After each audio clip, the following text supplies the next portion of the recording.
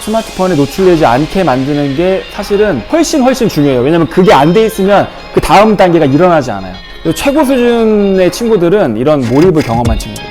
초등 때 꼭 통제를 해주시고 그거를 중등 때까지 쭉 이어가셔야 돼요. 대치동에 있는 애들 그럼 다 좋은 대학 가야 되죠? 아니라니까요. 그리고 사실은 시험의 핵심은 이거예요.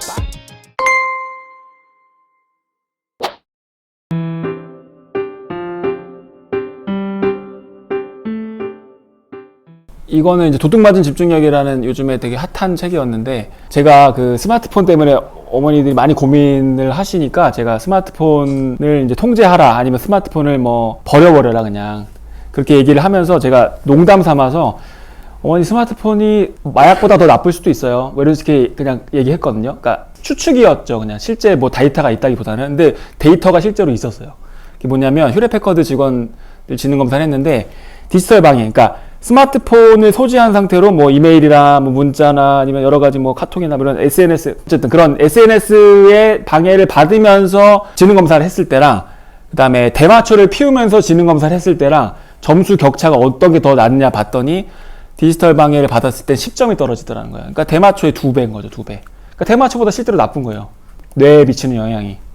뭐 핸드폰을 켜놓은 채 시험을 보면은 평균 점수가 30% 정도 낮더라. 이거는 뭐 저희가 생각할 수 있는 거고. 그러니까 스마트폰이 정말 나쁘다는 거죠. 그러니까 아까 그 브레인 스캐닝 보셨지만, 그래서 아이들이 스마트폰에 노출되지 않게 만드는 게 사실은 독서를 많이 하고 뭐 영어책을 많이 읽고 이런 것보다 훨씬 중요해요. 왜냐면 그게 안 돼 있으면 그 다음 단계가 일어나지 않아요. 이 책은 이제 몰입에 관련된 책이에요. 집중에 관련된 책이고. 근데 몰입을 하려면, 집중을 하려면 다른 목표를 치워야 된다는 거예요. 한 가지 일에 모든 자원을 다 쏟아부어야 된다. 그래서 독서만 해야 된다고 제가 말씀을 드리는 건데, 이게 잘 안 돼서 제가 이렇게 울고 있어요. 네. 그리고 의미 있는 일을 해야 된다. 그게 그래야 몰입이 일어나는데, 어른들한테 의미라는 건 좀 다른 것일 수 있지만 아이들한테는 재미만 의미예요. 다른 건 없어요. 미래, 나의 장래 이런 건 다 무의미하고요. 왜냐면 아이들은 현재만 살거든요. 그 뇌가 그래요. 근데 이제 사춘기 지나고 하면서 뇌가 성숙하면서 미래에 대해서도 생각할 수 있게 되는 건데, 아이들은 그래서 재미없으면 의미도 없는 거예요. 근데 이제 독서는 처음에는 힘들 수 있지만 결국에는 재미를 발견하게끔 되기 때문에 이제 계속 그런 것들을 우리가 조금 푸시를 어떤 면에서는 좀 해야 될 수도 있다는 거고, 몰입이 일어나는 건 이유는 뭐냐면 도파민 때문이라는 거예요. 도파민 때문에 아무 보상이 없어도 암벽 등반이나 체스나 장거리 수영 죽을 수도 있는 건데, 누가 돈 주는 것도 아닌데 한다는 거죠. 쾌락 때문에. 근데 그런 몰입을 하면 현재에 머무는 느낌. 그래서 아까 정선 쌤도 얘기했지만, 자기 미국으로 갈 일이 좀 있어서 미국에 이렇게 왔다 갔다 할 때 수학 문제를 푼대요. 그럼 시간이 진짜 빨리 간대요. 그러니까 이 사람은 제가 예능 보니까 아침에 일어나자마자 패드로 문제를 풀더라고요. 그게 중독된 거예요, 그 사람은. 그거에. 그게 너무 재밌는 거죠. 몰입을 하면은 자의식이 사라지는 상태, 내가 없어지는 것 같은 느낌, 시간이 없어지는 것 같은 느낌을 갖게 되는, 그 삼매라 그러거든요, 불교 용어로. 근데 여러분 삼매란 말 어디서 들어보지 않으셨어요? 독서 삼매경, 그죠? 제일 흔하게 일어나는 몰입 활동이 독서라는 거예요. 그래서 독서 삼매경이라는 말이 있는 거고, 그래서 애들이 노는 것도 잃어버리고 집에 가는 것도 잊어버리는 거죠. 보드게임 하는 것도 잊어버리고. 그래서 최고 수준의 친구들은 이런 몰입을 경험한 친구들이에요. 그래서 빨리 몰입을 도달하게 만들어야 되고, 초기 장벽을 빨리 넘겨야 되고, 그래서 계속 반복해서 읽다 보면은 이거에 도달하게 되고 도파민이 나온다. 그리고 요거는 세 딸을 다 하버드에 보낸 어떤 분이 계세요. 이분이 하는 말이, 공부는 초등 때 끝난다, 독서가 전부다, 성적보다 동기가 중요하다, 미디어 통제해야 된다, 영어는 책이 효과적이다. 여기서 많이 들어본 얘기 아니세요? 예, 이 최근에 나온 책인데, 사실은 저는 사서 읽었는데 재미가 너무 없었어요. 왜냐면 다 아는 얘기라서. 근데 이분이 목사님 사모님인가 그래요. 예.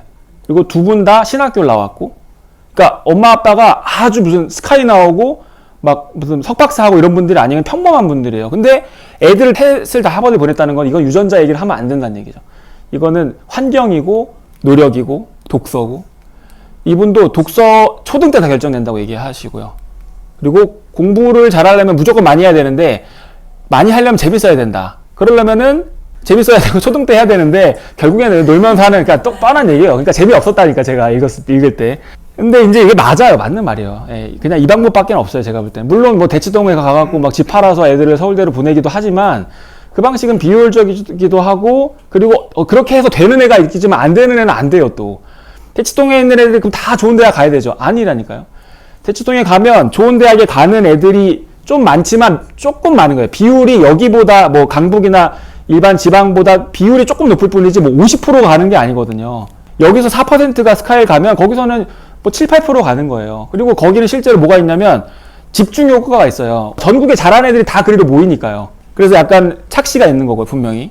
그걸 이제 대치동에 있는 유명한 1타 분들도 얘기하시더라고요. 그게 진짜 대치동 효과인지 착시인지는 그건 알 수 없는 거다. 그래서 이분도 양이 중요하단 말 되게 많이 하세요. 양이 중요하고.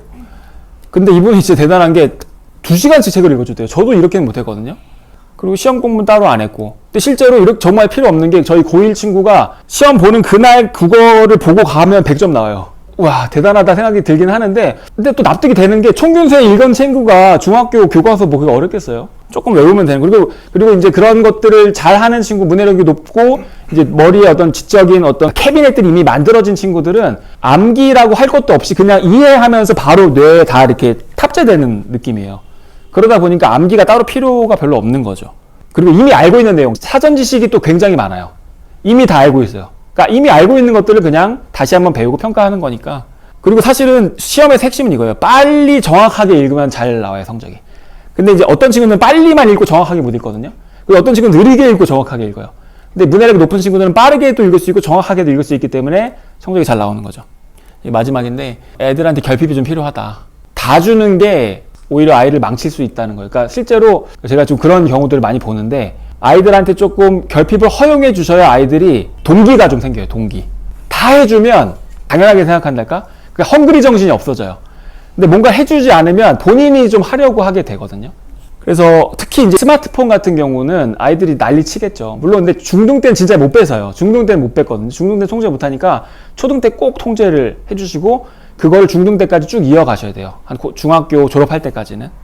요거는 이제 부모님 문제다. 이제 이분이 하버드 보내신 분이 이게 애 문제가 아니라 부모의 문제다 이렇게 얘기하고요. 그리고 이제 실리콘밸리에서 일하는 사람들이 이제 스마트폰을 못 쓰게 하는데 실제로 그런 학교가 있어요. 발도르프 학교라고 이제 전 세계에 있는데 대안학교인데 캘리포니아에 있는 발도르프 학교는 제로 디지털 교육을 한대요. 여기 보시면은 4분의 3이 구글, 애플, 야후, 이베이. 근데 컴퓨터가 한 대도 없대요. 스크린보드, 빔 프로젝트 이런 것도 없고요. 이런 것도 없는 거예요. 이런 거 없어요. 책, 연필, 분필, 아날로그 기자재만 있고 브리테리커 백과사전. 그러니까 여기는 약간 너무 많이 나갔어. 반발이 너무, 그러니까 이분들이 이걸 만드는 분들이다 보니까 요한 할이라는 그 도둑맞은 집중력을 쓰신 분이 이런 IT 업계에 종사하는 분이기도 하고 그런 분들이 인터뷰를 되게 많이 했는데 그런 분들이 훨씬 이런 것들에 대한 혐오나 두려움이 심해요. 나 자신도 종속되고 노예화될 수 있다는 것 때문에 굉장히 많이 두려워하고 아이들한테는 훨씬 더 강박적으로 좀 더 구는 경향이 있더라고요. 그래서 아마 이렇게 아예 없는 거죠. 인간의 사고, 창의적 사고, 주의력을 훼손한다는 이유로 컴퓨터를 구비하지 않았대. 이런 거에 일하시는 분인데 디지털 기기 아예 못 가져오게 한대요. 소지 자체를. 저희가 이제 전체적으로 다 이제 설명을 요약을 하면 저희가 이제 이런 책 읽는 문화, 분위기 그리고 그런 것들을 이제 아이들이 체화시키는 거 그걸 저희가 하고 있는 거고 독서가 전부다. 영어책이 제일 효과적이다. 그리고 집중력하고 문해력이 수학에서도 중요하다. 그러니까 수학도 수학적 기초 막 어렸을 때 분수 해놔야 되고 연산해놔야 되는 거 아니라는 거죠. 아무 근거가 없어요. 그거는 저만 얘기하는 게 아니라 수학 1타들이나 아니면 뭐 여러 가지 그런 분들이 다 얘기하는 거고 단기 성과를 추구하면 안 되는데 일단은 우리나라 학교 시스템이 성적이 계속 중학교 때부터 따박따박 나오고 초등도 어쨌든 단원평가가 있잖아요. 그런 것들에 대해서 완전히 무시를 하셨으면 좋겠는데 그게 어려우시더라고요. 어쨌든 단기 성과를 추구해서 안 된다는 거를 머릿속에 좀 갖고 계셔야 될 것 같고 되게 좀 철학이 중요하세요. 신념이. 그래서 막 여기저기 기웃거리면 성과가 안 난다는 거 양다리 가랭이 찢어집니다. 네, 여기까지 하겠습니다. 네. 네. 다음 영상은 불안세대, 부재, 디지털 세계는 우리 아이들을 어떻게 병들게 하는가라는 책을 통해 디지털 세계로의 몰입, 즉 스마트폰과 소셜 네트워크의 과도한 사용이 아이들의 뇌 발달에 얼마나 치명적일 수 있는지, 그리고 이러한 문제들을 해결하기 위해 부모들은 무엇을 할 수 있을지에 관해 이야기해 보려고 합니다. 어떻게 하면 아이를 좀 더 건강하고 바르게 키울 수 있을지 고민하며 함께 소통하는 시간이 되었으면 좋겠습니다. 감사합니다.